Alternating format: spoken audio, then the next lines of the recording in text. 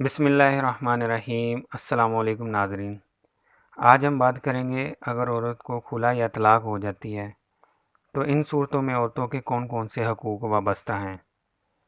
سب سے پہلا حقوق جو عورتوں کا ہے خلا یا طلاق ہو جانے کے بعد وہ یہ ہے کہ عورت کو سامان جہیز دے دیا جائے۔ شادی سے پہلے جو سامان جہیز عورت کے ماں باپ نے دیا ہوتا ہے اس کو باہمی رضامندی کے ساتھ واپس کر دیا جائے۔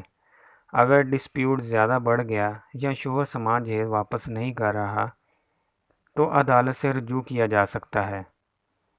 عدالت میں جانے کا فائدہ یہ ہے کہ یہاں آپ کو مکمل سامان جہیز جو لسٹ اور رسیدات جو لگائی ہوتی ہے دعوے کے ساتھ وہ مل جاتا ہے، یا پھر اس کے الٹرنیٹ پرائس بھی مل سکتی ہے، اور سامان جہیز کے دعویٰ کے ساتھ سامان جہیز کی لسٹ جس پر مکمل سامان جہیز کی تفصیل درج ہوتی ہے اور ساتھ میں رسیدات ہوں تو آپ کا کیس زیادہ مضبوط ہوگا۔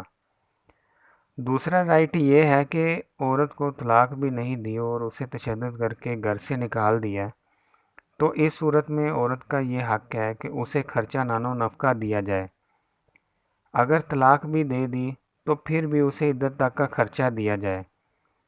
ان صورتوں میں بھی اگر شوہر خرچہ ادا نہیں کرتا تو عدالت سے رجوع کیا جا سکتا ہے، اور عدالت سے تب سے بھی خرچہ مانگ سکتے ہیں جب سے شوہر نے گھر سے نکالا، یعنی پریویس خرچہ بھی مانگ سکتے ہیں۔ تیسرا حق یہ بھی ہے کہ سپریشن ہونے کے بعد بچے کس کے پاس رہیں گے۔ قانون تو کہتا ہے کہ مائنر بچوں کا حق ماں کے پاس ہے، لیکن پھر بھی ایکسیپشنز آر دیئر۔ عدالت ویلفیئر آف دی مائنر دیکھتی ہے۔ عدالت کو اگر لگتا ہے کہ باپ اچھی ویلفیئر کر سکتا ہے، بیٹی یا بیٹا باپ کے پاس خوش رہ سکتا ہے، تو عدالت باپ کو بھی کسٹڈی گرانٹ کر سکتی ہے۔ اگر سپریشن ہو چکی ہے تو شوہر عورت کو بچے نہیں دے رہا تو عورت کے پاس رائٹ ہے کہ بچوں کی کسٹڈی کے لیے عدالت میں ریٹ دائر کر سکتی ہے، اور عدالت کے ذریعے بچے اپنی کسٹڈی میں لے سکتی ہے۔ سیشن کورٹ یا ہائی کورٹ دونوں میں سے کسی بھی عدالت میں ریٹ دائر کی جا سکتی ہے۔ اگر بچے عورت کو مل گئے تو عورت بچوں کا خرچہ بھی لے سکتی ہے، تو عدالت شوہر کا سٹیٹس دیکھتے ہوئے خرچہ لگا سکتی ہے۔ چوتھا حق عورت کا یہ ہے کہ حق مہر عورت کو ادا کیا جائے۔